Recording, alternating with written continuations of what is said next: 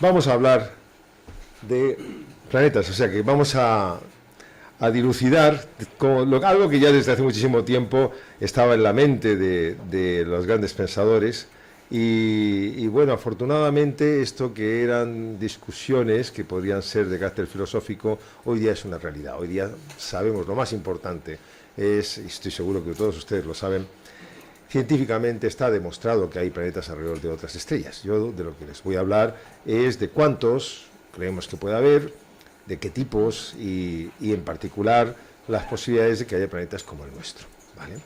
Primero es hacer un poco de historia y la búsqueda de otros mundos tiene un momento estelar,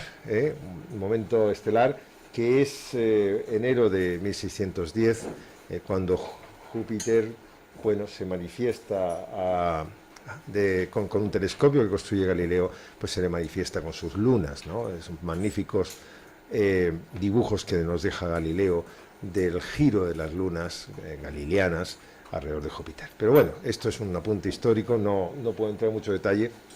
Sí que quisiera decirles que la exploración de los planetas pues empieza por nuestro sistema solar y por supuesto desde la antigüedad Venus, Marte, Júpiter, pues eran conocidos al ojo del hombre, pero en 1781 es cuando los Herschel pues descubren Urano y bueno, tenemos que esperar un poco más, a 1846 para que Gale y D'Arrest descubran a Neptuno.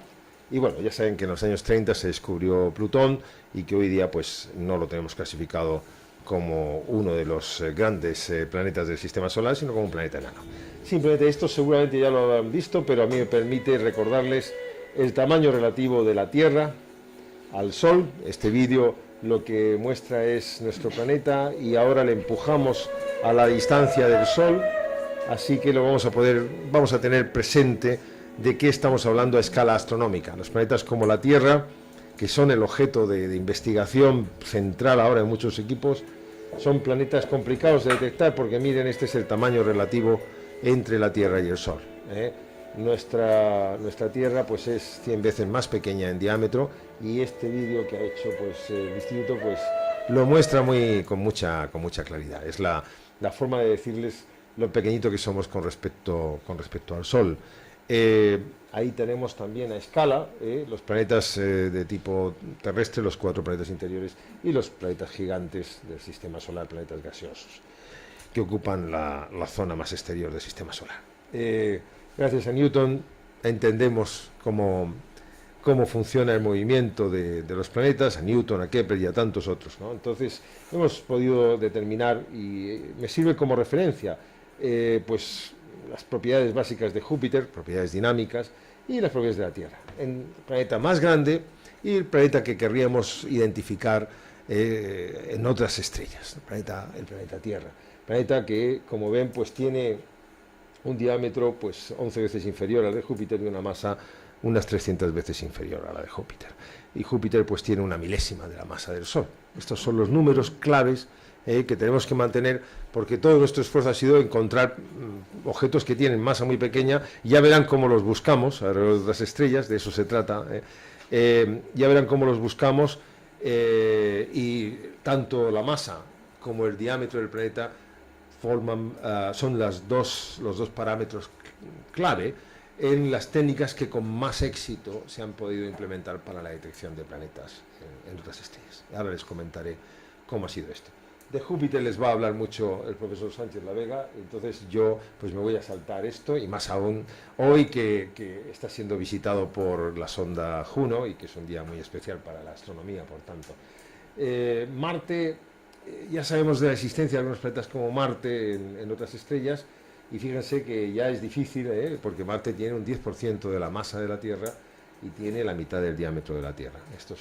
Y sin embargo ya les digo que ahora mismo los planetas más pequeños que se han descubierto, y ahora les comentaré, pues podrían tener el tamaño de Marte. Su masa todavía no ha podido ser determinada, pero podrían tener el tamaño de Marte en base a una técnica que es la técnica de los eclipses y que les comentaré. Bueno, las razones para buscar planetas en otras estrellas, pues hay desde luego principios fundamentales de conocimiento del universo a los que tenemos que aludir, ¿no? Tratar de entender el origen y la evolución de nuestro propio sistema solar. Esa es una motivación básica para los astrofísicos, y poner a prueba nuestro conocimiento sobre los procesos de formación de sistemas planetarios. Realmente sabemos muy poco de cómo se forman los planetas. Sabemos bastante, pero es insuficiente, vamos a decirlo así. Y desde luego las preguntas que quedan por contestar y que motivan la investigación de hoy día cientos de astrofísicos. Hace 20 años podían ser una decena, hoy son cientos los que se dedican a este campo. Pues es estudiar la diversidad de mundos, de planetas que existen, porque podría ser que los planetas fuesen distintos en tamaño, en propiedades a los de nuestro sistema solar. Teníamos que entender por qué.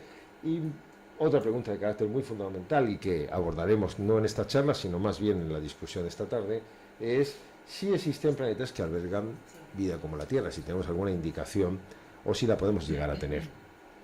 Bueno, usamos observatorios. Este es el observatorio del Teide, lo van a visitar, van a hacer los talleres allí, y debo decir que en este observatorio hay al menos un telescopio que está prácticamente íntegramente dedicado a la búsqueda de planetas.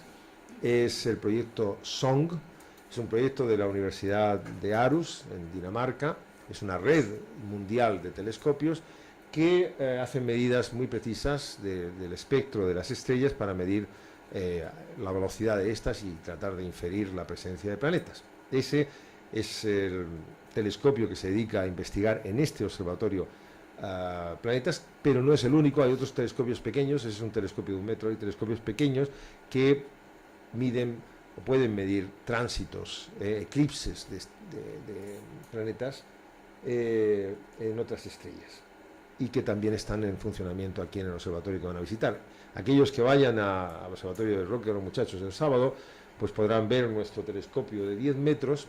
En este telescopio, que es el más grande del mundo, que ha sido construido por el instituto, bueno, en este telescopio no se buscan planetas, se caracterizan planetas. Lo que hacemos es tratar de caracterizar, debido a su gran diámetro, podemos estudiar con propiedad, con mucho detalle, las propiedades de las atmósferas de algunos planetas gigantes que han sido descubiertos en otras estrellas. Y luego comentaré cómo. Esta es una imagen del telescopio que podrán ver. Es un telescopio segmentado que tiene 36 espejos y que en cualquier posición pues automáticamente controla las deformaciones y deflexiones hasta el nivel de varios nanómetros. La superficie del telescopio tiene que estar ajustada al nivel de 10 nanómetros o 20 nanómetros para poder dar una respuesta óptica óptima y por tanto hacer observaciones en el límite de lo posible para la ciencia hoy día. Bueno, nuestro tema es planetas en otras estrellas. La variedad, ya les adelanto, es enorme, y voy a comentar un poco lo que son los métodos para la detección, que es lo que quizás puede ser de mayor interés, porque puede ser transmitido también a los jóvenes en las aulas de una manera pues con cierto grado de detalle. En definitiva, la técnica que empleamos es perfectamente comprensible para los chavales de bachillerato, perfectamente en términos de ecuaciones, y aunque yo no voy a extenderme mucho en las ecuaciones, ustedes sí que pueden descargar esto en decenas de tratados que hay disponibles en la web, y yo simplemente les voy a dar una introducción. Lo primero, entiendo que todos estarán familiarizados, pero por si acaso, observamos estrellas.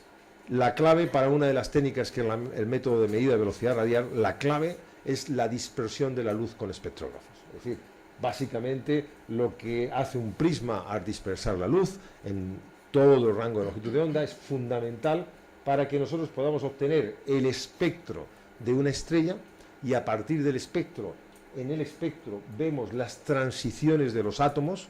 Todas estas líneas de absorción son saltos electrónicos en los átomos que absorben luz que sale del interior de las estrellas, que están los átomos en las atmósferas, y este espectro, con ese conjunto de absorciones, que como saben están cuantizadas, bueno, pues esas transiciones tienen longitudes de onda muy precisas.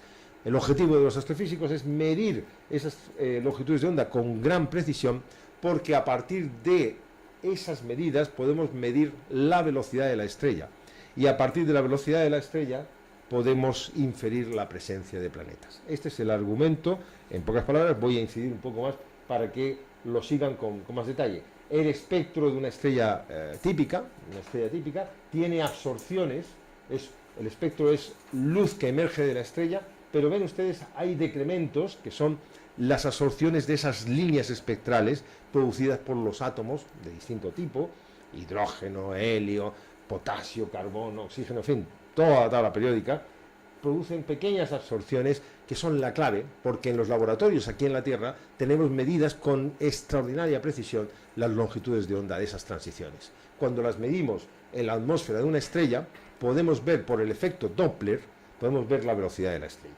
Entonces, en el caso del Sol, pues por ejemplo, el magnesio tiene toda esa serie de transiciones que le identifican como elemento en la atmósfera solar.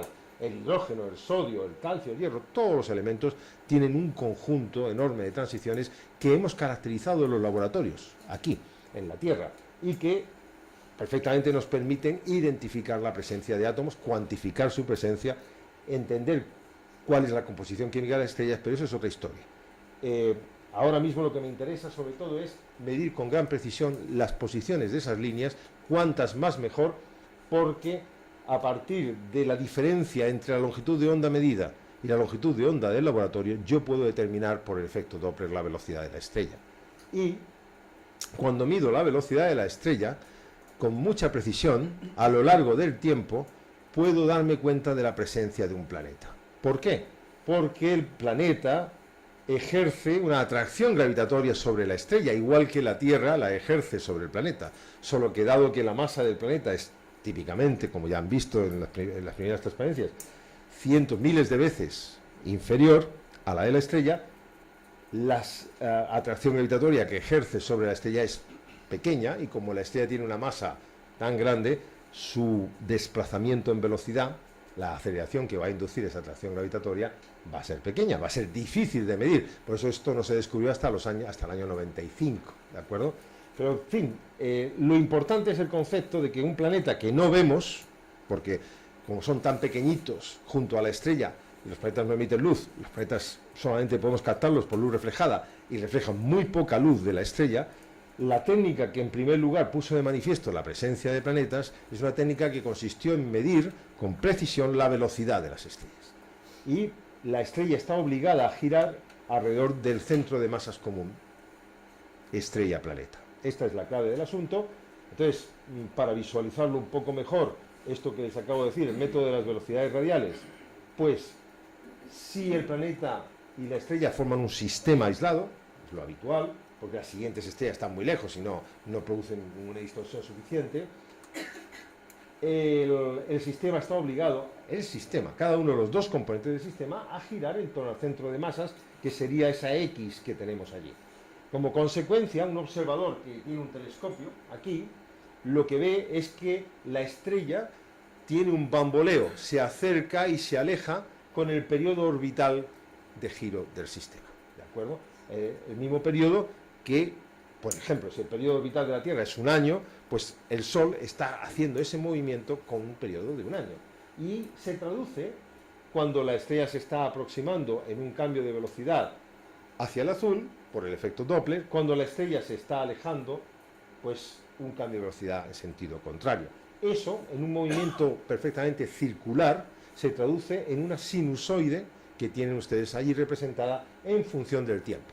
Así que la idea que había detrás de esta técnica de detección era esencialmente medir durante largo espacio de tiempo con suficiente precisión la velocidad de una estrella para poder determinar, por el efecto Doppler, poder determinar la presencia de planetas que no vemos de otra manera.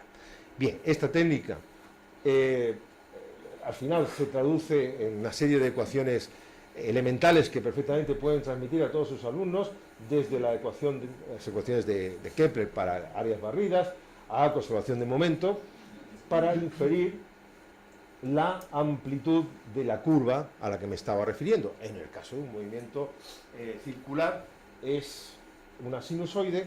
Si tenemos una órbita excéntrica, pues tenemos que tener en cuenta efectos de proyección, etcétera. La amplitud de la curva depende de la masa del planeta del ángulo de inclinación de la órbita, del plano donde se mueve el planeta, con respecto a nuestra línea de visión, que es ese seno de I que tenemos ahí, la masa del planeta, la masa de la estrella, masa asterisco, y la excentricidad, que en caso de ser una órbita circular es E es igual a 0, y la fórmula queda muy sencilla. P es el periodo orbital y G la constante de la gravitación universal. Entonces esto es algo que se puede transmitir perfectamente a los chicos, y con un conjunto de datos reales pueden hacer cualquier experiencia práctica de determinar cuál es la masa. De hecho, el producto de la masa por el seno del ángulo, en cualquier sistema, en una estrella que ellos pueden ver a simple vista. Algunas de las estrellas que vemos a simple vista sabemos que tienen planetas, se puede uno descargar el conjunto de medidas de velocidad y hacer perfectamente que ellos determinen por sí mismos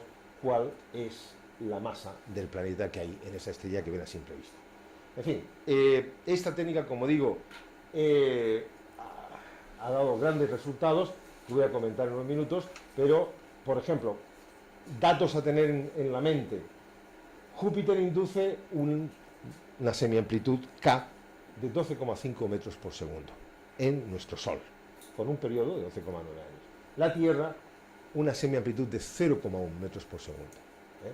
Es decir, son, en el caso de planetas como la Tierra, medidas de extraordinaria complejidad, porque hay que medir la velocidad de la estrella con una precisión 3 veces mejor que esto, aproximadamente, para poder hacer una buena determinación, y por tanto detectar planetas como la Tierra es realmente muy complicado, porque medir velocidades con precisiones de centímetros por segundo para una estrella que tiene un radio de 700.000 kilómetros no es algo trivial, y estamos todavía desarrollando las tecnologías para hacerlo. Evidentemente pasan por sistemas de dispersión de luz, espectrógrafos cada vez más sofisticados. El primero que se utilizó para detectar el primer planeta alrededor de otra estrella de tipo solar fue el ODIC, un espectrógrafo relativamente sencillo, en telescopios que están en Francia, en el Observatorio de Haute-Provence, fue donde tuvo lugar ese primer descubrimiento. Aquí tienen los datos históricos de ese primer descubrimiento. Cada una es una medida de la velocidad de la estrella realizada a lo largo de meses. Entonces, cuando se da cuenta el grupo que investiga esto, que ahora lo van a ver, de que hay una periodicidad en el cambio de la velocidad, determinan por técnicas de análisis matemático relativamente sencillas cuál es la periodicidad, ponen los datos en fase para que sea manifiesto el comportamiento del movimiento regular, y obtuvieron esta sinusoide. Este es el primer planeta que se detecta por esta técnica alrededor de una estrella que es 51 de Pegaso, y que tiene el planeta un periodo orbital de 4,23 un día. Se puede determinar con mucha precisión. Los periodos, una vez que repites, pues como cada 4 días tenemos el ciclo cerrado, pues vuelves a repetir la semana siguiente y la siguiente y la siguiente, y claro, tienes una medida muy precisa del periodo orbital y de los parámetros que determinan esta sinusoide. En este caso la órbita era circular. Este es el primer planeta que se descubre alrededor de una estrella de tipo solar. Es un planeta que, a partir de esta curva, uno, utilizando la ecuación que puse antes, puede determinar que el planeta tendría una masa muy similar a Júpiter si el ángulo de la órbita bueno, pues fuese del orden de 90 grados. Aquí están los descubridores. Michel Mayor, ambos son buenos amigos.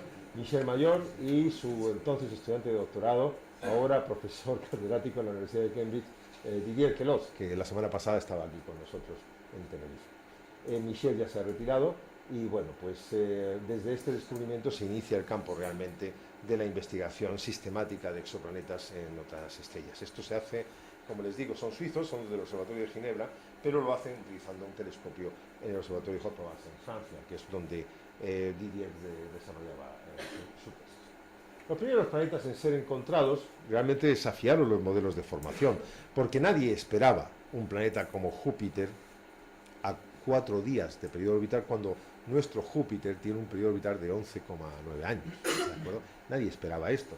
Pero el análisis de los datos que fueron recolectando, pues mostró que efectivamente había una señal periódica y de carácter bien establecido, semana tras semana, y por tanto dejaba poco lugar a dudas de que podía ser un efecto inducido pues por la presencia de un planeta. Podía haber otros efectos en las estrellas que yo no les voy a comentar, que nos hicieron durante 1 año o 2 cuestionar si el descubrimiento era real. Yo recuerdo el descubrimiento del año 95, el año 97 yo organizé un congreso aquí para hablar de exoplanetas y de otros tipos de objetos, Y efectivamente hubo un debate muy acalorado todavía en el año 97 sobre si la señal que habían detectado estaba causada por la actividad de la estrella, actividad magnética, o si realmente era la presencia de un planeta. La mayor parte de los que asistimos al Congreso pensábamos que ya había suficiente evidencia de que era un planeta. Y en parte eso era debido a que otros grupos en Estados Unidos, pocos meses después, habían detectado en la estrella 47 de la Osa Mayor un comportamiento parecido, en donde la semiamplitud, pues en este caso era de 50 metros por segundo. Fíjense que esto va de datos del año 88 al año 2002. Este grupo había empezado a trabajar años antes, pero no había analizado los datos. De hecho, este grupo también, colega, amigo mío, colaborador en la Universidad de California, había empezado un proyecto así, pero mientras que los suizos empezaron en el año 93, 94, ellos han empezado en el 88, las primeras medidas. Sin embargo, no habían analizado los datos, los estaban recolectando porque pensaban que iban a encontrar planetas con periodos de 11 años, como Júpiter, o de 10 años, y no tenían prisa. Perdieron uno de los grandes descubrimientos astronómicos del siglo XX, por esa relativa dejadez del análisis de los datos. Cuando uno obtiene datos, tiene que analizarlos enseguida, eso es lo que le digo yo a mis colaboradores más cercanos, y a veces la vida a uno no se lo permite, pero se arriesga a perder grandes descubrimientos. Otros ejemplos, fíjense que no todas las curvas van a ser sinusoidales. La cosa muy bonita, ¿no?, de desarrollar también con los alumnos. Si uno cambia la geometría del sistema, hay códigos en internet, se pueden descargar, que le van a dar cómo será la curva de medidas de velocidad, llamamos curva de velocidad radial, esto es como lo llamamos nosotros. Y pueden tener, por ejemplo, en este caso de aquí, periodo orbital de 118 días, semiamplitud, la que sea, excentricidad 0,4. Ya no es una sinusoide. Ya tenemos el efecto de proyección de una elipse en ese movimiento orbital, ya no nos da una sinusoide. Miren aquí, una excentricidad de 0,7, o sea, ya realmente una órbita muy, muy excéntrica. Fíjense qué tipo de curvas dan, con un cambio rapidísimo. Esto es un ciclo, estas representaciones donde pongo fase, es un ciclo completo del periodo orbital.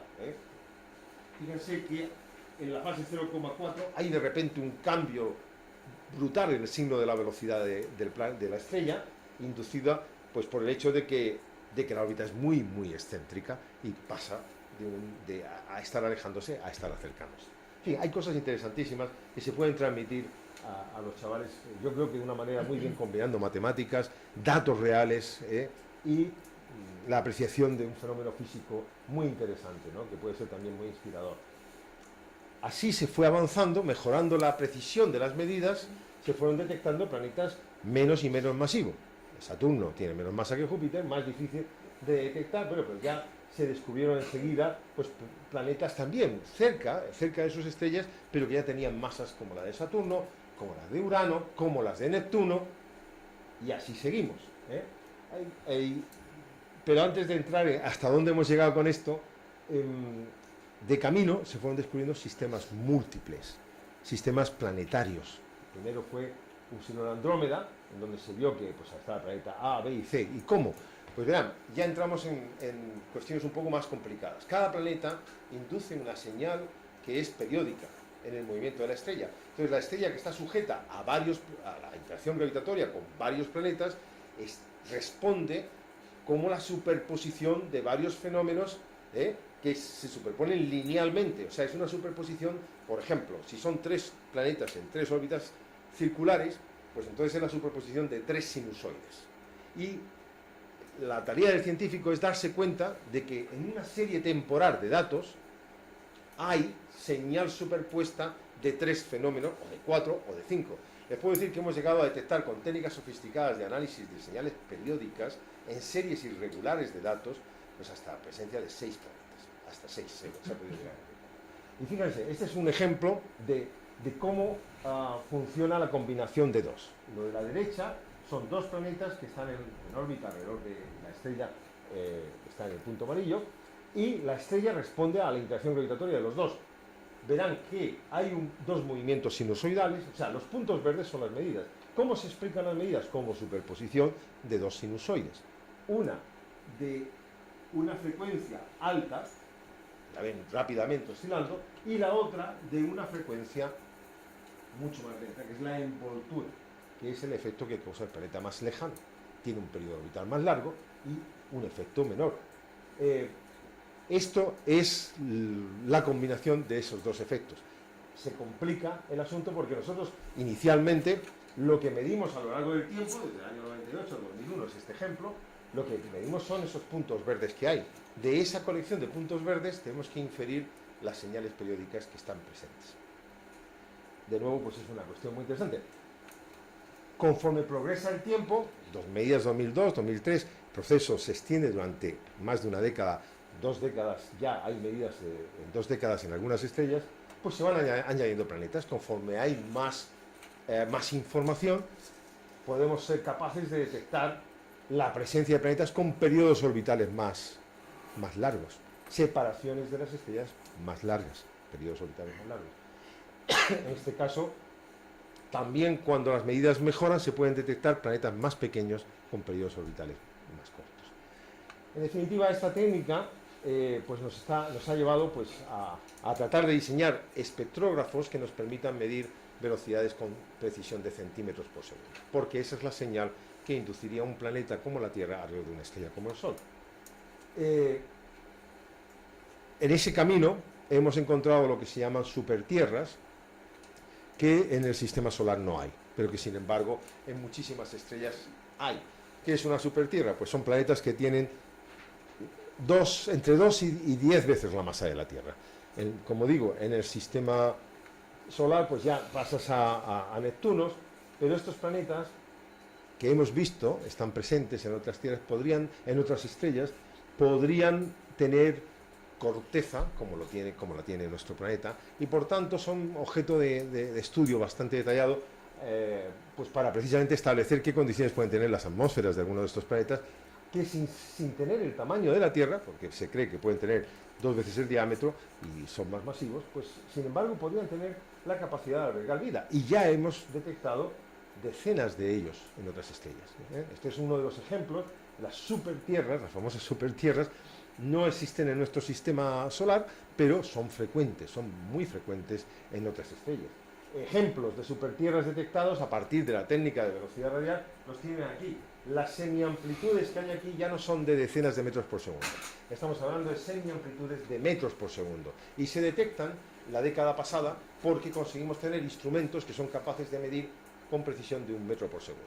Y en el observatorio del Teide tenemos un instrumento que mide con una precisión de 4 o 5 metros por segundo, pero en el observatorio del Roque de los Muchachos, en el Telescopio Nacional Italiano Galileo, tenemos el mejor instrumento del mundo hoy en funcionamiento, con una precisión que mejora el metro por segundo. El mejor que hay ahora mismo en el mundo, supera incluso al que hay en Chile. Y estamos ahora mismo en el Instituto de Astrofísica colaborando con el grupo de Suiza en la construcción de un espectrógrafo, que ahora les comentaré, que va a medir con precisiones de 4 centímetros por segundo. Bueno, les voy a mostrar el esquema, porque todavía no está construido. En fin. Dejo ahora el tema de las velocidades, después les explicaré cómo vamos a avanzar en ese tema, para hablarles de la otra técnica, porque esta técnica ha descubierto fácilmente 1000 planetas alrededor de estrellas. Pero hay una técnica que ha descubierto más, incluso, que es la de medir eclipses en otros soles. La técnica del eclipse es algo que también pueden explicar muy bien a los chavales, porque es conceptualmente muy sencilla. En un alineamiento entre la estrella distante, su planeta y nosotros como observadores, en un alineamiento adecuado de la órbita, podrían pasar por delante, como han visto en este rápido. Vamos a ver si puedo echar más atrás. ¿Ven? Cuando cruza un planeta por delante del disco de la estrella, simplemente el material del planeta detiene la luz que nos llega de la estrella y produce un decremento que es nada más que la razón de los radios, la razón de los radios estrella-planeta al cuadrado, es decir, la superficie que bloquea de la emisión de la luz. Es un poco más sofisticado que eso, pero se lo pueden explicar así a los chavales, porque de nuevo hay infinidad de datos de tránsitos que se producen, y no solamente eso, es que con pequeños telescopios se pueden medir, se pueden llegar a hacer prácticas en donde se mide el tránsito de un planeta, porque tenemos, como les he dicho, más de 1000 casos conocidos de tránsito. ¿Sabe? De esos 1000 y pico casos, al menos 50 son observables con telescopios de 15 centímetros. Entonces, hay muchas asociaciones astronómicas que son muy gustosas de ir a un colegio, a un centro de enseñanza, y poner el telescopio en el momento en que va a haber un eclipse. Y fíjense ustedes la novedad del asunto. Vamos a poder ver este fenómeno, que aquí está medido, en este caso, que fue la primera estrella donde se detectó este proceso, la primera estrella en el año 99. Está medido con el telescopio espacial Hubble, mejor no se podía hacer, fuera de la atmósfera espacial. Esa es la curva de un eclipse, una curva que, con modelos un poco más complicados que esto que les he dicho yo, del cociente de radios al cuadrado, tiene esa forma. Pero eso ya es un poco más para nota, porque tiene que ver con efectos de la atmósfera de la estrella, la atmósfera del planeta, etc. Pero esta es la curva. Eso dura aproximadamente 2 o 3 horas. El eclipse típico de un planeta en otra estrella es de 2 o 3 horas. Entonces es un fenómeno que se puede programar tranquilamente, porque se predice con mucha antelación, conocemos muy bien cuándo van a ocurrir en decenas de estrellas, pues es un fenómeno a observar, registrar con un telescopio, con un ordenador, coger los datos y analizar el eclipse. Eso es una experiencia que yo creo que es muy interesante para los jóvenes. En definitiva, la sofisticación de este método llega no solamente a que hemos podido detectar el eclipse primario del planeta pasando por delante, sino el secundario, que ocurre, si piensan ustedes, cuando el planeta está detrás, porque el planeta refleja parte de la luz de la estrella, y nosotros en todo el proceso orbital estamos viendo esa reflexión. Y ahora les voy a mostrar lo que quiero decir. No solamente somos capaces de detectar primarios, sino también cuando el planeta está detrás de la estrella. Y estos fenómenos de eclipse son especialmente interesantes porque la atmósfera del planeta, que es un anillo muy fino alrededor del planeta, la atmósfera del planeta, pueden ser, en el caso de la Tierra, son 20 o 30 kilómetros, ¿no? En el caso de un planeta gigante gaseoso puede ser una parte importante. Esa atmósfera, durante el eclipse, produce la absorción, los átomos de la atmósfera producen absorción de la luz de la estrella, y somos capaces de detectar esa absorción. Y esta es la técnica que nos está permitiendo investigar la atmósfera de los planetas que se descubren en otras estrellas. Hoy por hoy se ha podido detectar sodio y potasio, como lo ven ahí, y se ha podido detectar vapor de agua, CO2, metano, no mucho más, no mucho más, pero se ha podido detectar ya moléculas en algunos de estos planetas que producen eclipses, y por tanto tenemos una primera visión de la composición química de otros mundos. Y esta va a ser la técnica que nos va a permitir ver si otros planetas del tamaño de la Tierra tienen oxígeno y nitrógeno, y por tanto si tienen atmósferas respirables y mucho más que eso. La técnica, en definitiva, consiste en medir el espectro de la estrella durante el eclipse y antes y después del eclipse. Y sustrayendo los dos espectros, obtenemos la información de lo que ha producido como absorción diferencial la atmósfera del planeta. Esta técnica, como digo, ha puesto en manifiesto la absorción de sodio en la atmósfera de planetas, y es la técnica que usamos en nuestro telescopio de 10 metros, porque para esta técnica se necesita un buen espectrógrafo, pero se necesita sobre todo un telescopio grande. El telescopio ha caracterizado, el Gran Telescopio Canarias, ha caracterizado ya pues media docena de atmósferas de otros mundos, y preparamos a nuestros grupos para poder dar el gran salto, que es cuando tengamos planetas del tamaño de la Tierra que hagan estos eclipses, tratar de caracterizar sus atmósferas para ver si hay signos de actividad biológica. De camino, cuando determinamos esos eclipses, podemos medir la razón de los diámetros del planeta a la estrella. Como conocemos los diámetros de las estrellas por otras técnicas, si medimos esa razón tenemos el diámetro del planeta. Y si tenemos el diámetro del planeta y con la técnica anterior de las velocidades tenemos la masa, empezamos a poder determinar la densidad media del planeta. Pues tenemos el diámetro, tenemos el volumen, tenemos la masa, tenemos la densidad. Y empezamos a ver cuáles son las densidades típicas de otros mundos. Y comparamos pues con la densidad de Júpiter, con la densidad de Saturno. Ahí tienen digamos, por centímetro cúbico, aquí tienen masa de planetas, aquí tienen los radios y las densidades ρ típicas de algunos de los planetas que se han descubierto. De hecho, el 3.1 es un planeta que produce eclipses y que fue descubierto aquí, en el observatorio del Teide, de hecho, con un pequeño telescopio que estuvo funcionando en la década pasada. Ya no está ese experimento, pero eso es uno de los primeros que se descubrió. El satélite Kepler de la NASA es el que más planetas ha descubierto por esta técnica. Se lanzó hace ya años, ha cumplido su misión, ha conseguido medir fuera de la atmósfera con una precisión extraordinaria, las curvas de luz, porque lo que vemos, ese decremento fotométrico, se puede medir fuera de la atmósfera 100 veces mejor que desde la superficie de la Tierra. Y aquí tienen un ejemplo. Aquí tienen pues, un conjunto de puntitos. Cada uno de esos puntitos es la medida de la luz que nos llega a una estrella. Esto está medido con el satélite. Fue uno de los primeros datos que tuvo ese satélite. Si ustedes no amplían los datos, tienen la curva allí con los eclipses.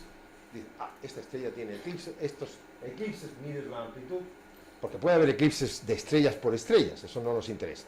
Pero cuando los eclipses son pequeñitos, entonces probablemente son causados por planetas. Y ya les recuerdo, el radio de Júpiter es 10 veces más pequeño que el radio del Sol, ¿de acuerdo? Para que se sitúen, ya lo comenté antes, ¿no? Bueno, ampliamos por 7 y fíjense, se ven mejor los datos, pero miren que entre las dos eclipses hay una cosita, un pequeño decremento allí en el centro, ¿verdad? ¿Recuerdan lo que les dije de los eclipses secundarios? Bueno, pues claramente se tiene también el cambio de luminosidad debido a esa modulación que es la reflexión de la luz del planeta. Fíjense, cuando ya ampliamos por 100 los datos, se ve esa curva sinusoidal, es la modulación. Es como la luna, que modula la luz del Sol. Las fases de la luna pues son las fases planetarias que estamos viendo. Vemos fases planetarias y vemos los eclipses primarios y secundarios. Y cantidad de cosas más que no les puedo contar porque no tengo suficiente tiempo. Se ha ido configurando un mapa de parámetros planetarios, podemos decir, fuera de nuestro sistema solar, masa de planetas, separación de semieje de la órbita, ¿vale? Y se ha ido rellenando. Tenemos, fíjense, aquí el 1 indica la masa de la Tierra, ¿vale? Y el 1 la distancia Tierra-Sol, 150 millones de kilómetros. ¿Qué nos falta? Pues nos falta por cubrir precisamente el terreno de abajo. ¿Por qué? Pues porque es el más difícil, porque tanto son los planetas más pequeños que producen eclipses más pequeños y son los planetas que inducen velocidades radiales más pequeñas. Y o mejoramos nuestras tecnologías, llevamos instrumentos más sofisticados al espacio o hacemos telescopios más grandes en Tierra para poder hacerlo. En ambos terrenos se está trabajando. Y este diagrama, que ya está obsoleto, debo decir, se ha poblado bastante en toda esta zona. Ahora ya tenemos ejemplos de estrellas que tienen planetas en toda esta zona, pero sigue siendo, esta franja, sigue siendo una franja muy poco explorada. Es verdad que el satélite Kepler ha descubierto planetas que tienen aparentemente el tamaño de la Tierra e incluso el tamaño de Marte. O sea, hay ejemplos que todos estos que llevan KOI o Kepler, ya digo que son varios miles de detecciones los que tiene Kepler, pero esto es una pequeña selección. Hay planetas que posiblemente tienen el tamaño de la Tierra, pero están en condiciones de órbitas muy cercanas, en donde las temperaturas de la superficie del planeta son considerablemente superiores a la temperatura de nuestro planeta. Y nosotros pensamos que se necesita detectar planetas que tengan el tamaño de la Tierra y que estén en condiciones superficiales de temperaturas de 20, 30, 40 grados, en fin, lo razonable para que nosotros podamos sentirnos cómodos. La vida se puede desarrollar en un rango de temperaturas mucho más amplio, de forma que hay margen para que en algunos de estos planetas pueda haber alguna actividad biológica, pero todavía no tenemos tecnología para explorar la atmósfera de estos planetas. El satélite Kepler ha descubierto esta región del cielo. El satélite se concentró durante años en medidas sistemáticas de todas las estrellas en esta región del cielo que está ahí dibujada, y en las estrellas donde se ve un puntito pues han descubierto planetas. Entonces no midió 150.000 estrellas, ha descubierto 2.000, que es lo que encaja con la geometría necesaria para que, si la mitad de las estrellas tuviesen planetas, nosotros hayamos detectado aproximadamente 2.000 casos de eclipses en una muestra de 150.000 estrellas que ha estudiado el satélite, ¿de acuerdo? Y esto les indica qué tipo de planeta se ha descubierto por la técnica de eclipse. Planetas gigantes, son los símbolos rojos, planetas del tamaño de Neptuno, 662, planetas del tamaño super Tierra, esto que les digo, 2 veces el diámetro de la Tierra, pues se han descubierto casi 300 por esta técnica. y tamaño de la Tierra, y aquí hay que poner comillas, 68 candidatos que estamos investigando y que desgraciadamente no tenemos la tecnología para poder medir la señal de velocidad, que sería clave, para poder confirmar. Solamente en uno se ha podido medir la velocidad, pues son estrellas muy lejanas y para la técnica de velocidad se necesita recibir mucha luz, porque la dispersamos muchísimo. Y solamente en un caso, de hecho, con el telescopio nacional Galileo en el Observatorio Europeo, muchachos, se ha podido determinar que efectivamente uno de estos planetas que produce tránsitos induce una señal que nos haría pensar que tiene el tamaño de la Tierra y la masa de la Tierra. Pero ese planeta tendría una temperatura superficial de más de 200 grados centígrados, así que no estaría en condiciones de habitabilidad. Este es un camino largo que se va recorriendo poco a poco y que se va a recorrer, eso no tengo la menor duda. Conclusiones. Entre el 25 y el 50% de las estrellas de tipo solar, y eso es un concepto bastante amplio, estrellas como el Sol o más pequeñas que el Sol, tienen planetas gigantes y o supertierras. La frecuencia de planetas de tipo Tierra, en el sentido de la masa de la Tierra y el tamaño de la Tierra, todavía no la sabemos. Todavía no la sabemos. Cabe pensar que estará en torno al 50%. Cabe pensar, pero no lo sabemos. Y esto está de acuerdo con el conocimiento actual que hay de los procesos de formación de sistemas planetarios, pero mire, los teóricos son capaces, buenos teóricos son capaces de explicar cualquier cosa. Si hubiésemos encontrado el 10%, también habría modelos que explican que son el 10%, ¿vale? En cualquier caso, lo que sí que quiero decir es que las simulaciones de formaciones planetarias pueden perfectamente explicar que la mitad de las estrellas, cuando nacen con sistemas planetarios, ¿vale?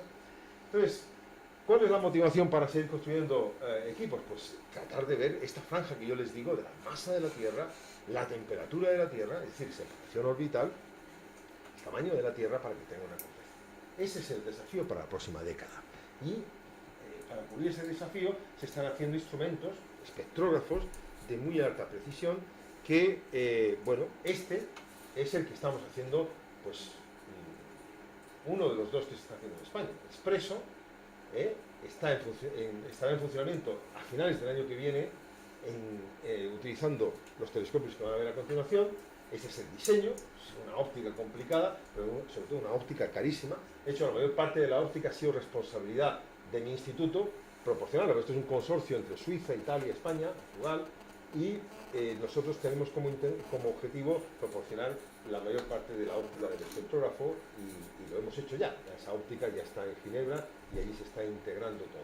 Ese espectrógrafo se mete dentro de una vasija de vacío, ahí está la humana, por cierto, la estructura mecánica, esa también la hemos hecho aquí en el instituto, se mete en una vasija de vacío donde se controla la temperatura de todos los componentes con una precisión de miligrado. Y eso se estabiliza en una cámara y se lleva al telescopio. ¿Por qué? Porque como queremos comparar las velocidades de las estrellas este año con el que viene y con el siguiente, no nos podemos permitir que dilataciones, contracciones por cambios de temperatura alteren la óptica del espectrógrafo y nos induzcan cambios en las longitudes de onda que no tienen nada que ver con los del movimiento Doppler, ¿vale? Entonces tenemos que tener un control exquisito de que en la óptica y en los detectores no cambia nada de los parámetros físicos del sistema con el que medimos, porque si no nos inducirían señales erróneas que nos impedirían ver esas amplitudes de 7, 8, 9 centímetros por segundo que queremos medir. Va a ir a esto. Este es el mayor complejo. Si bien nosotros tenemos el telescopio más grande del mundo, el complejo más potente de telescopios es este. Son 4 telescopios de 8 metros que tiene Europa en Chile, en el desierto de Atacama. Esos 4 telescopios de 8 metros, hay un laboratorio subterráneo, que es donde vamos a instalar este instrumento, donde en condiciones de estabilidad máxima, lo que podamos conseguir, vincularemos la luz de los 4 telescopios, llevándola con fibras ópticas hasta ese laboratorio, y allí la insertaremos en el espectrógrafo que va a medir las velocidades. Tenemos un programa aprobado de 300 noches de observación repartidas durante 5 años, cuyo objetivo es detectar planetas de la masa de la Tierra, del tamaño de la Tierra y de la temperatura de la Tierra. En definitiva, una vez que hayamos identificado algunas estrellas con planetas, podemos verlas. Bueno, esto es otro tema, esto nos llevaría a otra charla, porque la capacidad óptica para poder separar la luz de la estrella de la luz de un planeta tan pequeño que refleja aproximadamente 1.000 millonésima de la luz que emite de la estrella, esto es lo que refleja nuestra Tierra, pues es otro desafío, y para ese desafío tendremos que desarrollar otro tipo de tecnologías. Yo les voy a dar un apunte después sobre esto.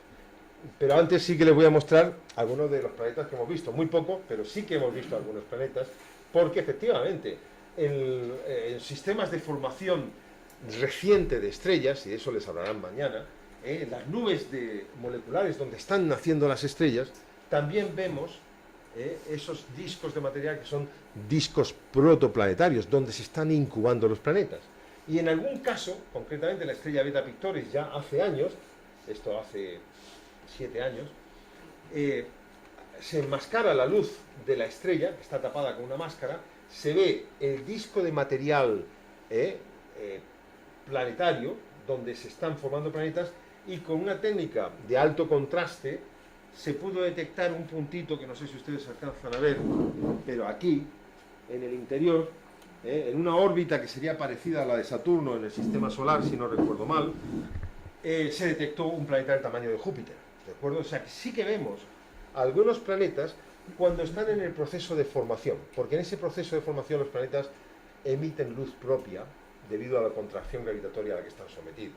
O sea, sí tenemos imágenes de algunos planetas gigantes en etapas jóvenes de formación, todas esas condiciones. No tenemos imágenes de planetas como Júpiter viejos, no, pero sí cuando son jóvenes. Y esto es un sistema planetario de 4 planetas gigantes relativamente jóvenes, jóvenes en escalas astronómicas es decenas de millones de años, porque nuestro Sol tiene 4.500 millones de años. Pues cuando yo digo joven estoy hablando de un sistema que tiene una edad inferior a 40 millones de años, 50 millones de años, como es el caso aquí. La estrella HR 8799, a 120 años luz de la Tierra, se descubrió también hace 7-8 años, que tenía un sistema planetario, y ven ustedes ahí esos circulitos rojos, denotan los planetas gigantes que se han podido detectar. La luz de la estrella está tapada por un coronógrafo, una máscara que impide que inunde de luz nuestra cámara, porque la satura, ¿no? Entonces se diseñan instrumentos que son capaces de enmascarar la luz de las estrellas preservando la luz del entorno. Y se pudo detectar este sistema, este magnífico sistema planetario múltiple en imagen directa.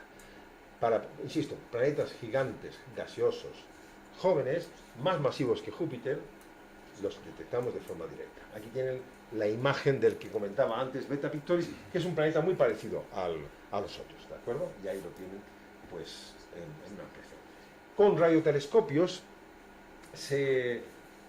con esto no se pueden detectar todavía estos planetas, pero sí se detectan los discos donde se producen los planetas, esos discos de material que son residuos del proceso de formación de la estrella, se detectan muy bien, y no solamente se detecta ese material, sino que se detecta la química de lo que está ocurriendo allí. Esto puede ser muy interesante porque en esos discos protoplanetarios se han detectado moléculas complejas de carbono, donde pues podemos ver hidrocarburos policíclicos aromáticos, se han podido detectar aminoácidos, todavía no, pero se han detectado alcoholes, se han detectado acetileno, se han detectado incluso moléculas complejas de carbono, llamadas fullerenos, son carbono puro, como el grafito, el diamante, pues una nueva forma alotrópica de carbono, y todo esto en los discos protoplanetarios donde se están incubando los planetas.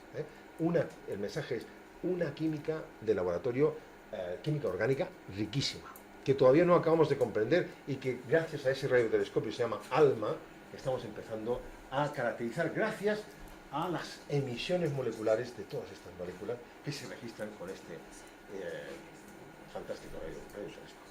Pero volviendo a la pregunta de cómo podremos ver planetas como la Tierra, pues la clave está aquí. Necesitamos gran resolución espacial, y eso significa, en óptica, grandes diámetros de espejos y gran superficie colectora, para poder captar fotones de objetos que emiten muy poca luz. El más grande que está ahora mismo en construcción en el mundo es el telescopio extremadamente grande, nombre poco original, pero este es el nombre que tiene de momento, de 40 metros de diámetro, que se está construyendo en Chile, muy cerca de donde están los 4 telescopios de 8 metros a los que me refería antes. ese telescopio, en el cual nosotros participamos. Nosotros, tienen aquí un modelo. Ese telescopio podría estar terminado en 10 años, ¿de acuerdo?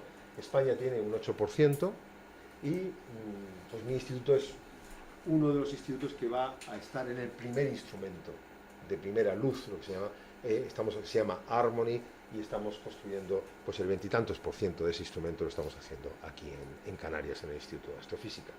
Hay otros 2 instrumentos que se van a poner en primera luz, estamos en uno que se llama Harmony.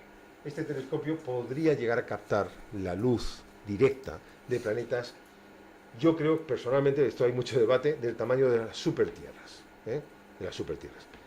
Agustín Sánchez La Vega forma parte del equipo científico ahora, yo formé parte hace una década y él ahora está allí y seguramente nos podrá apuntar un poco más de hacia dónde apuntan los casos científicos del telescopio para la investigación exoplanetaria. Pero estoy convencido, si las cosas no han cambiado mucho, de que se seguirá hablando de que con este telescopio podríamos tratar de caracterizar la presencia de indicadores de oxígeno en las atmósferas de supertierras. Quizás también de planetas como la Tierra, del tamaño de la Tierra, pero supertierras. El ozono es un indicador fundamental de la posible actividad biológica en otros planetas. Y el ozono está vinculado al oxígeno, por eso es un indicador fundamental. Si hay ozono, seguramente hay oxígeno. Y si hay oxígeno, seguramente hay actividad biológica, porque es muy difícil mantener una atmósfera rica en oxígeno como la nuestra sin actividad biológica.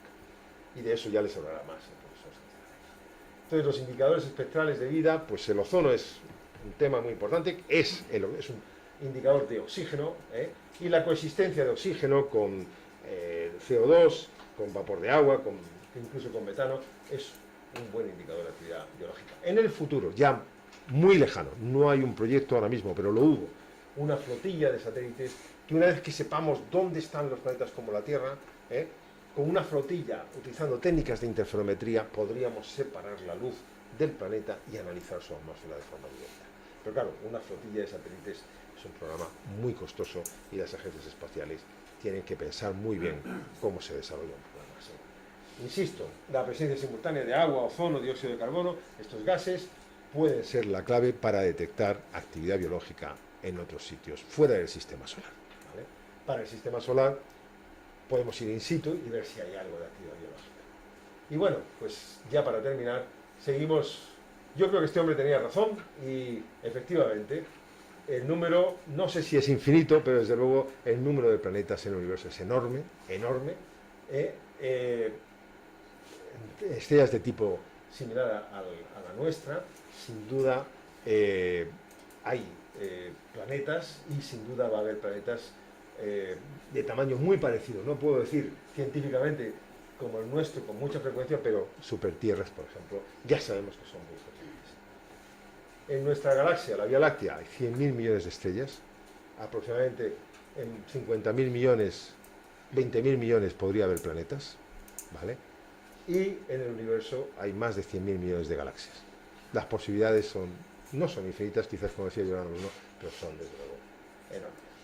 Muchas gracias, porque esto es lo que yo quería contar.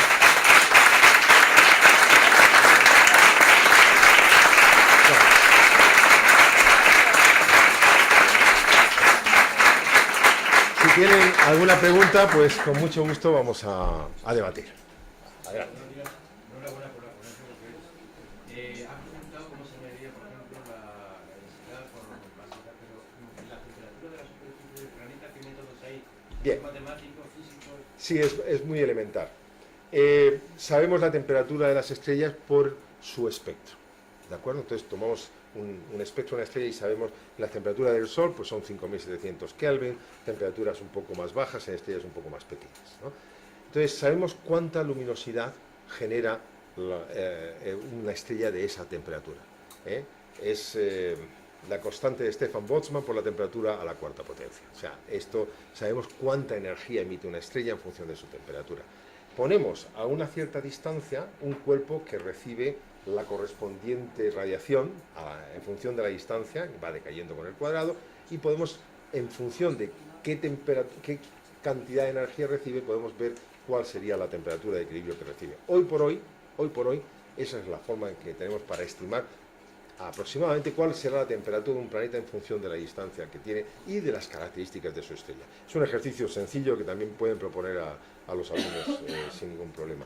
Por supuesto, depende del grado de recubrimiento de nubes que haya, cosa que no podemos predecir. Entonces eso lo llevamos en función del albedo, es decir, la cantidad de luz que refleja el planeta, pues esa temperatura de equilibrio será una u otra, pero nos da una idea bastante aproximada. Sí. ¿Alguna otra pregunta? Sí. En algún caso de algún exoplaneta se ha comprobado por los dos métodos, el de la fotografía y el de la... Sí. Hay decenas de casos,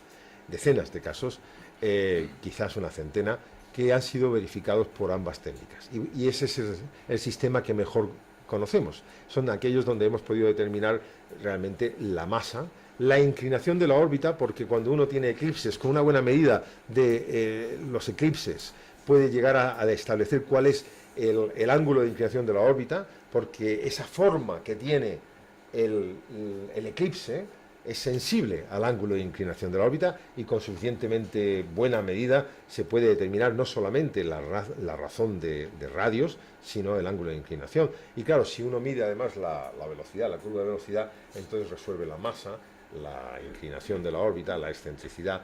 Los 6 parámetros que determinan una órbita en el espacio tridimensional quedan perfectamente resueltos, y estos son los sistemas que mejor comprendemos. Sí. Vale, como decías antes, Sí. los exoplanetas se han descubierto en los últimos años. Sí. Antes de que se descubriera, la idea de la comunidad científica era que existían y que no se podía descubrir, o que no habría, tantos como se... Bueno, eso es un tema muy interesante. Aquellos que intentábamos hacer este tipo de investigaciones chocábamos con frecuencia con la reticencia de la inmensa mayoría de la comunidad. Es decir, la reticencia a utilizar tiempo de observación en las grandes instalaciones para la búsqueda de planetas alrededor de otras estrellas. Algo que yo personalmente no comprendía muy bien, pero que era constatado. Es decir, a nuestros colegas suizos les dejaron el telescopio Hubble-Provence, pues porque, primero, Michel Mayor, que era el líder, tenía una influencia importante ya como un científico de prestigio, pero también porque no tenían otra cosa mejor que hacer, porque es verdad, porque yo sé que ellos, de hecho, tenían que argumentar no la búsqueda de planetas, sino la búsqueda de lo que yo buscaba en la misma época. En la misma época yo buscaba lo que llamamos enanas marrones, ¿no? Y ellos tenían la técnica, las enanas marrones son objetos intermedios entre las estrellas y los planetas, ¿vale? Entonces, para poder convencer a los comités de que te dejasen el tiempo, tú tenías que pedir tiempo diciendo, no, yo voy a ver si además de las estrellas puede haber algo intermedio que nos lleve hacia el mundo de los planetas. Entonces, a él le dejaron el telescopio y a mí me dejaban buscar enanas marrones. Yo descubrí las enanas marrones y él descubrió los planetas. Entonces, y lo hicimos aquí en el Observatorio del Teide. Él llevaba su grupo, yo llevaba el mío. Él con un estudiante, yo con un estudiante y un postdoc. Y, bueno, pues teníamos que argumentar que íbamos buscando esa extensión del proceso de formación estelar que se llamaba enanas marrones, que estaban postuladas desde hacía 30 años y no se habían descubierto. Él pasaba igual que a nosotros. Como tú planteases la búsqueda de planetas, los comités lo consideraban como un programa de mucho riesgo y no se asignaba tiempo. Nosotros asignamos a uno de los investigadores que van a tener ustedes esta tarde aquí, yo recuerdo perfectamente, años 90, les asignamos un programa arriesgado, en el mismo telescopio de 80 centímetros que tenemos arriba en el observatorio, podrán ver pues la búsqueda de eclipses de planetas alrededor de un sistema binario. Y el hombre estuvo 20 o 30 noches y no consiguió detectar, ¿vale? Y al final dijo, bueno, pues voy a dejarlo porque claro, es que si no voy a hundir mi carrera en esta. 2 años más tarde se descubrían los planetas alrededor de otras estrellas. Sí. Él sigue investigando, ya lo conocerán, él sigue investigando los planetas, claro. Ahora trabaja con misiones espaciales, claro, con Kepler y con la futura que se llama Platón, es el siguiente proyecto de la Agencia Espacial Europea en el que estamos involucrados. Este investigador está involucrado, Hans Deck, en la búsqueda de eclipses. Pero él inició la búsqueda de eclipses con nuestro telescopio de 80 centímetros, de una forma un tanto arriesgada, durante un tiempo, y después lo dejó. Yo también iba por aquí por los proyectos, preguntándole por su instituto, precisamente, ¿están ustedes enfocados su estudio realmente, por lo que escucho, con el nuevo aparato que van a mandar allí a Atacama y tal, en la búsqueda de planetas? Tenemos 3 grupos. En el ámbito de los sistemas exoplanetarios tenemos 3 grupos en el instituto. Un grupo que trabaja en la medida de eclipses, entonces caracterizan utilizando pequeños telescopios, buscan planetas y están involucrados en las búsquedas por eclipses desde Tierra o con Kepler y con el futuro satélite Plato. Otro grupo, este es el grupo que dirige el doctor Hans Deck, el grupo que dirige el doctor Enrique Payet, que trabaja sobre todo en la caracterización de las atmósferas de planetas gigantes utilizando el Gran Telescopio de Canarias y otros telescopios. Ellos lo que pretenden es que durante un eclipse tratan de medir los espectros con gran precisión para ver la composición química. Y otro grupo que dirijo yo, que trabaja en velocidades radiales. Ese es mi campo. Yo lo que tengo que desarrollar es la contribución española al proyecto Expreso, este que he comentado, y utilizando el telescopio Galileo, con el espectrógrafo que ahora mismo hay allí, hacemos búsquedas de planetas, y los tenía para mostrar, pero al final no lo puse en la transparencia. Esta misma semana, mi estudiante de doctorado, licenciado que está haciendo su tesis doctoral, ha descubierto una supertierra. Es la primera supertierra que descubrimos en el instituto. Hay ya 20 conocidas por ahí, ¿no? Pero con la técnica de velocidad radial hemos descubierto una supertierra que vamos a publicar pues, inmediatamente. Se va a enviar a publicar en una estrella que está a unos 30 años luz, muy cercana a nuestro sistema. No sabemos si esa supertierra produce eclipses o no, pero estoy muy contento porque vamos empujando el camino y ya estamos en las supertierras. Aquí sé que cuando tengamos el otro espectrógrafo en los telescopios de 8 metros, detectaremos las tierras, porque tenemos la técnica ya bastante controlada. Sí, sí. Esos son los 3 grupos que hay en el instituto. Sí, dígame. Buenos días, muchísimas gracias por darnos la oportunidad. Un placer. De escucharle. Yo quisiera preguntar, parece ser que es más que evidente la existencia de vida en otros planetas, aunque no esté constatada, yo me lo creo que existe. Ya veremos. ¿Cuál sería el siguiente paso? Una vez que se haya descubierto que hay vida, Sí. ¿se romperá la ciencia ficción de los marcianitos que nos han contado a través de tantas películas? Eso lo podemos discutir durante mucho tiempo esta tarde, pero no crean que es tan fácil que se vaya a desarrollar. Tenemos que ver si en el sistema solar hay vida en alguna de las lunas de Galileo o en Marte. Sería muy interesante porque hay algunas líneas de pensamiento que dicen que es muy complicado el desarrollo de formas de vida autorreplicante, etcétera, y mucho más que evolucione hacia la inteligencia. Y hay algunos otros que pensamos que, bueno, que hay con tanta variedad de posibles hogares para la vida, hombre, a ver, sería raro, pero también es verdad que no sabemos cómo se originó cómo se originaron los primeros seres vivos aquí. Hay mucho tema para debatir, ¿eh? Lo que estoy convencido es que tenemos que estar en la exploración y en la búsqueda. ¿Sí? Mi pregunta es totalmente profana, Muy bien. Simplemente, ¿cómo deja esto o tiene una relación con lo que yo he oído la planetesimal? Bien. Bien. Cuando yo he dicho que los modelos de formación planetaria pueden explicar esta diversidad que se ha encontrado, esencialmente estos modelos se basan en las ideas de acumulación por colisiones de planetésimos, es decir, esos discos de material que quedan en el proceso de formación estelar, esos residuos del proceso de formación estelar, están formados por gas. Ese gas, que es hidrógeno, es helio, tiene además metales. Esos metales actúan como puntos de nucleación, por ejemplo el silicio, el calcio, se agregan fácilmente y forman pequeñas partículas submicrométricas, tamaños muy pequeños, que van agregando más y más elementos atómicos en ese disco de material. Al final acaban alcanzando tamaños milimétricos, centimétricos y empiezan a tener cantidad ingente de estas partículas, colisiones, porque eso sí, tengan presente que los movimientos orbitales se producen a velocidades enormes, que nuestra Tierra viaja a 30 kilómetros por segundo y que los planetas van a velocidades de kilómetros por segundo. Así que las colisiones en esos materiales, cuando chocan dos partículas que van a 10, 20 kilómetros por segundo, acaban produciendo fusión de esas partículas. Y ese es el concepto básico. Esas colisiones van agregando material, lo que son partículas milimétricas acaban siendo partículas centimétricas y de tamaño de metros, incluso de decenas de metros, forman los asteroides que conocemos, forman probablemente los núcleos de los planetas, que después esos núcleos parten a lo mejor de tamaños de cientos de metros que se han agregado y consiguen agregar más material y acaban teniendo una envoltura gaseosa y configurando el planeta.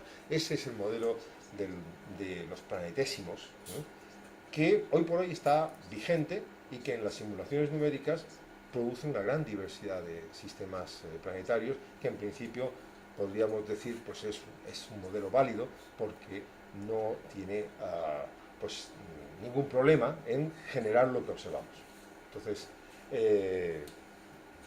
yo diría que el modelo está en un buen momento, lo cual no quiere decir que esté cerrado, ni mucho menos, que nos queda mucho por entender. Se lo decían por los grandes planetas que se descubren cerca de la estrella. Sí, lo que se ha planteado es que el proceso de formación por agregación tiene lugar en sistemas que están alejados de la estrella, pero que después la fricción de estos planetas con el resto del material provoca migraciones hasta que se estabilizan a distancias como las que observamos. Y que eso es resultado de un proceso migratorio de los planetas. En nuestro propio sistema solar ha habido migración también de los planetas. Sí. Pues podemos dejarlo aquí, así descansan ustedes y siguen con la siguiente charla, que será todavía más interesante que la mía, la del profesor Santillana.